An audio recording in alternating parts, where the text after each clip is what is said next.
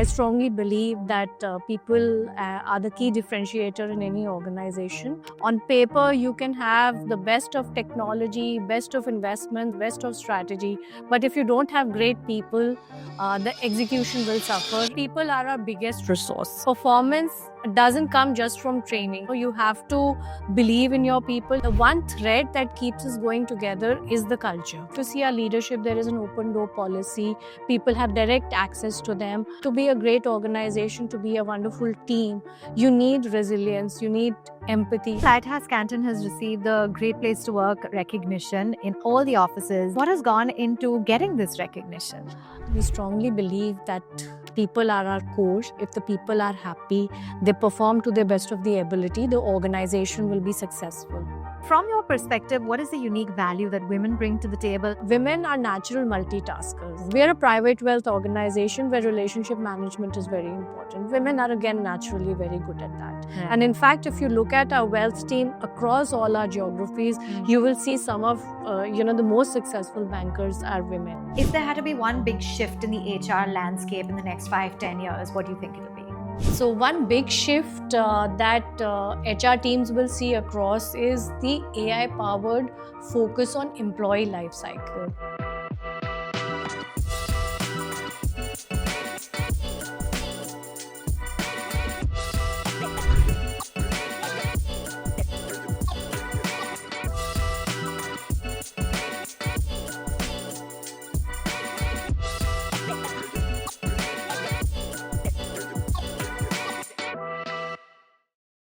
With over 2 decades at the intersection of technology and people strategy, Charu Kunwar, Managing Director and CHRO at Lighthouse Canton, has seen firsthand how social collaboration and digital transformation can power high-performing organizations. From her early years at GE and Genpact to now Lighthouse Canton, Charu has relied on purposeful connections to deepen her leadership and widen her impact. Today, on Lighthouse Canton Ideas, a brand new episode, she joins in to talk about the shifts that will redefine the HR landscape in the years ahead. Thank you so much for joining in, Charu. Great to have you. Let's dive straight in. You've been a firm believer that people are a key differentiator and are at the core of an organization. With your 2 decades of experience within this space, just tell us a little bit about what your experience has taught you to get to this conviction. Thanks, Avan. You rightly said that I strongly believe that people are the key differentiator in any organization. And this comes from my experience of the past 20 years where I've worked in big organizations and I've set up the people processes in Lighthouse Canton ground up. See, basically technology, strategy, of course, they are a big part of success for any organization. But what you also need is a great team. I've seen in my experience that an average strategy, which is implemented by a great collaborative team, has led to the success of the organization. And I mean, we all know that, great leaders inspire teams, build collaboration, and these are the key things which lead to the success of the organization.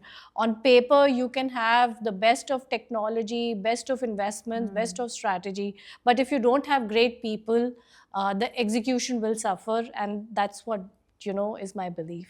Yeah, to scratch that point a little bit further, because, I would think that you have also gone on record to say that performance doesn't come from training alone. It's so much about the culture of the organization, the context of the organization. Can you tell us how you've created and cultivated a culture that has people at the core at Lighthouse Canton? At Lighthouse Canton or any organization which is into services, people are our biggest resource, right? And performance doesn't come just from training. You have to believe in your people. At Lighthouse Canton, performance management is a very key process and we lay a lot of focus. But the focus at the same time is giving meaningful experiences to people, giving them opportunities where they can perform their best. And to that effect, we have rotation programs, we have key projects which, we allocate to people, which gives them the opportunity to perform. And that's how the workforce stays engaged. It is about giving them meaningful work where they feel valued, and therefore, perform to the best of their ability. Absolutely. So it's interesting that you said that you focus on performance management as well as experiences. And for a company that is rapidly expanding globally, can you tell us how you are helping to build a culture that still has, its roots and its culture at its very core? The one thread that keeps us going together is the culture, right? Okay. One thing is that while we are globally dispersed, we have offices in Singapore, Dubai, India, now also in London, but we are a very boundaryless organization. One thing very important is that we are very, very connected. We have very open communication channels, very transparent. So if you see our leadership, there is an open door policy. People have direct access to them. One thing that we do very regularly is our employee communication, which is a standard communication that is available to all employees, whether be it our newsletters, quarterly newsletters, be it our town halls. So everybody gets the same information. In addition to that, people across teams in different regions are constantly interacting. And that's by design and also the need of the organization, because all the functions, we have a team in India which is supporting a team in Singapore. So that way the thread of culture across the organization remains the same. Another very important thing which works very well for our organization, and we started from the year of existence, was an all-employee offsite that we do once a year. It's an event that all our employees look forward to very, fondly. I can like, imagine. Like for next year, they're already asking me where it is, etc. And that's a place. It's a 3-day strategy, come fun, get together. So I think it serves a lot of purposes for us, engagement. People look forward to it. At the same time, it brings in a lot of collaboration and the thread of culture. People meet across and then they build bonds, and when they go back to their work, it helps them be a great team. Absolutely, and I'm sure your team will be waiting for the next one. They want the destination soon. But all of this is so important because we're in an era of digital transformation. We're talking about technology being at the core of everything. How important in this environment are soft skills like empathy and resilience? See, we cannot ever do away with the importance of soft skills such as specifically resilience and empathy. Yes, technology is very important. We cannot ignore the importance and the value AI will bring to us, and that we all have to adopt. And we'll talk about that a little more. Yes. But with technology, you always need care. You need a heart of the organization, and therefore empathy and resilience is very important. You can implement all the technology that you have, but to be a great organization, to be a wonderful team, you need resilience, you need empathy, you need an understanding of your people, not only from the top management but amongst peers as well. Absolutely. So let's talk about technology and AI being the buzzword. And I was recently at a conference where they said that AI might not necessarily replace jobs, but they will replace tasks. And it is important to get AI tooled up if you want to be relevant. There's so much ambiguity, and you would be the best person to answer this. So how is AI changing jobs and lives? So I'll talk about this in two aspects, and I'll talk specifically about how I view it in my current role and what are we doing within Lighthouse Canton. So there are two aspects when I think of it as the HR head of the organization. One is about making the organization AI ready. Right? There's a lot, like you said, there's a lot of buzz about transforming processes, simplifying tasks, AI taking up tasks, etc. So what we're trying to do is, from the HR side, while we have a proper transformation team which is going to do the transformation and AI adoption, I think the role of HR teams, and specifically my team, is to ensure that people are equipped with the right education about AI. Last year, we did a hackathon in our annual offsite, which was like 250 people, everybody attended it. It was a 5-hour workshop. And how we are going to supplement it going forward is that we have like a 8 to 9 month AI certification, which everybody in the organization has to go through. So when they start implementing within their businesses, functions, etc., they have the right knowledge and skills to be able to implement it. They understand what value it will bring to them, and at the same time, all their apprehensions about AI taking jobs, etc., are also cleared. So it is about educating them and giving them the right tools. Now, the second part about this is how to implement it in the function, right? And where I see is that while there are pockets, I always view it as that if you can look at the entire hire to retire cycle of an employee and see where AI can be adopted to reduce manual tasks, I think that's important. And I just like to comment here that I know there's a lot of buzz about AI taking jobs. I Yes. don't think AI will take jobs. It will definitely make our lives simpler, right? And they might take up the repetitive tasks that we all do, so that all of us are able to focus on more meaningful work, which is about decision making, which is about strategy, which is about adding more value, rather than, like, I'll give you an example from human resources, creating offer letters or Yes. checking the pay slips, etc., Yeah. which can all be automated using AI. Absolutely. So making the organization AI ready is important. And like you said, it's not really going to take over jobs. There's no yeah. worry about that. Now, Lighthouse Canton has received the Great Place to Work recognition in all the offices, Dubai, Singapore, as well as in India. Yeah. Kudos to you and your team, Thank of you. course. Can you tell us what this symbolically means and what has gone into getting this recognition? So at Lighthouse Canton, we strongly believe that people are our core. If the people are happy, they perform to the best of the ability, the organization will be successful, right? So therefore, we invest a lot. And when I say invest, it just does not mean monetary investment. It means the leadership bandwidth. It means investment in training, in terms of job rotations development for our people, and ensure that they are engaged, they get meaningful work, and they're happy when they do. When they come to office every day. So that's what our endeavor is. And of course, a testimony of that is the Great Place to Work certification.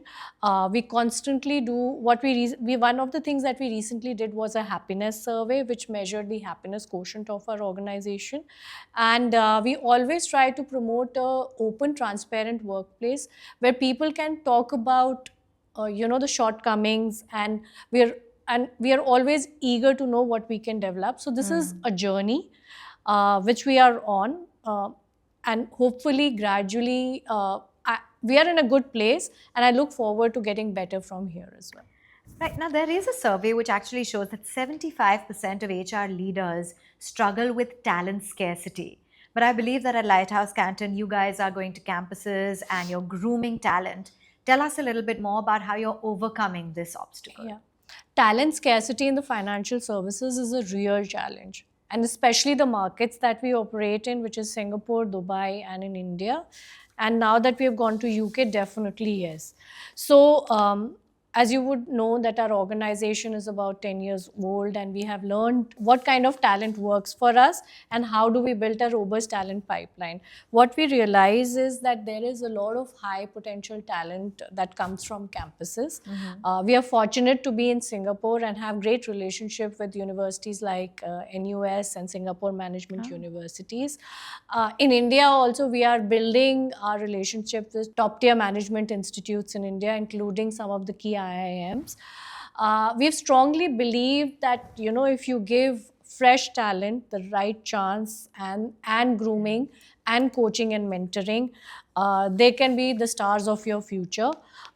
This has been proven time and again, because we've had, people who've come in to do internships, converted into jobs, and are now successfully, successfully part of our asset management and wealth management team. So we strongly believe that building young talent, giving them the right resources to learn, are a very rich source of high potential talent. That's great. They can really be the stars of the organization. Now, succession planning is another very critical role. So how do you help groom potential employees to fill these high position roles? So, succession planning is a very, as I view it, a very important aspect of growing organizations. And we should not, I have seen in, other organizations, it should not be a tick mark activity where you just find successors to the role, but you should focus on what I believe is the talent density, right? To equip the talent with the right skills and opportunities so that when there is a role in the future, you are able to build it from inside rather than looking outside and hiring from outside. And for that, of course, trainings are a very important tool. But what other things that we do is, our leaders invest a lot of time in mentoring and coaching our younger staff and middle management people. The other thing, like, we talked about just now, we are a global organization. So global exposure, somebody in Singapore to be able to go to Dubai and understand how the financial services industry in Dubai works, or somebody in India getting an opportunity to come to Singapore for a high profile project. So I think global exposure plus hands-on projects, key projects or key, objectives of our organization, the opportunity to work with leadership, I think that all increases the talent density of a Yes. person. So at the beginning of the year, we have a talent review where we identify high potential talent, and over the year we make sure that they get all these experiences so that we are able to build a robust succession pipeline. Absolutely, and all of these factors are very critical. And now, Charu, thankfully, we are witnessing a rise of women in the workforce, especially in independent asset management and in the wealth management industry. From your perspective, what is the unique value that women bring to the table, and how are you at Lighthouse Canton building this very inclusive culture? So that's a great question, Awan, and one of my favorites. Before I talk about what unique aspects women bring, and I'm going to talk specifically about the financial services industry, one thing very close to me is that there's a lot of talk about women in STEM.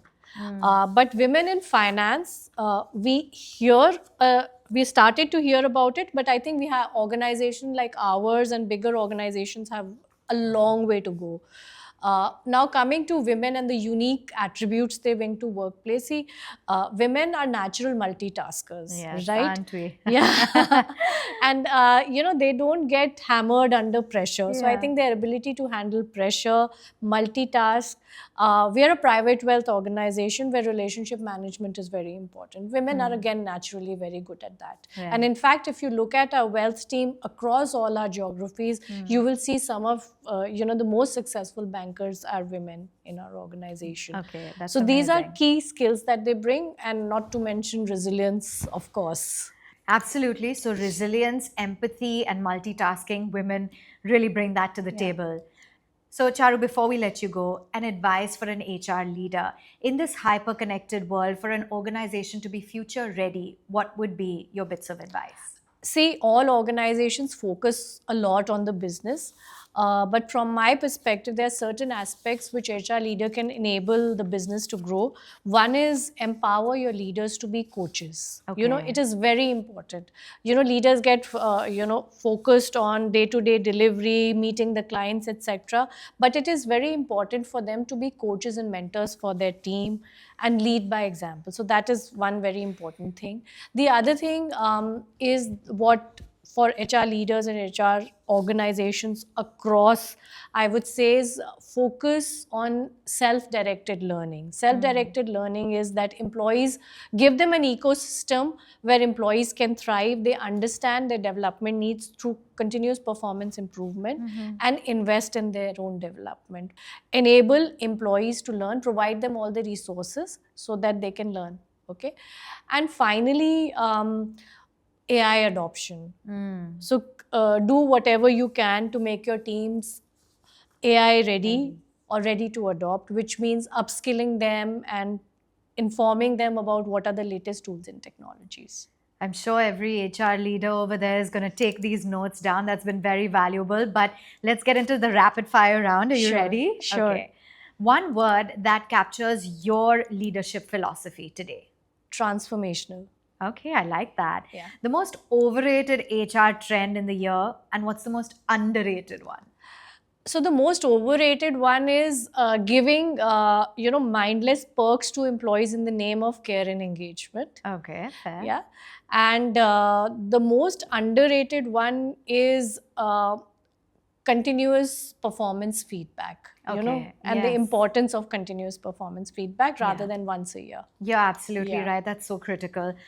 If there had to be one big shift in the HR landscape in the next 5-10 years, what do you think it'll be? So one big shift that HR teams will see across is the AI-powered focus on employee life cycle. Okay. So from the hire to retire, wherever we can implement AI, we should. And HR teams should start focusing on more on strategy and the human aspect of human resources rather than the tactical aspect. And in one word, how would you describe Gen Z reshaping the workplace? They are purposeful Okay. and direct. Okay. What a great conversation. Thank you so much, Charu. You've really given us all the ins and outs of the world of HR and what the future holds. Thank you so much, Awan. So that was an interesting episode. We learned that people are at the core of an organization and that absolutely cannot be ignored. The belief in people and providing them with the right resources is very critical. And the focus on performance management is important, as is experiences for people within the organization.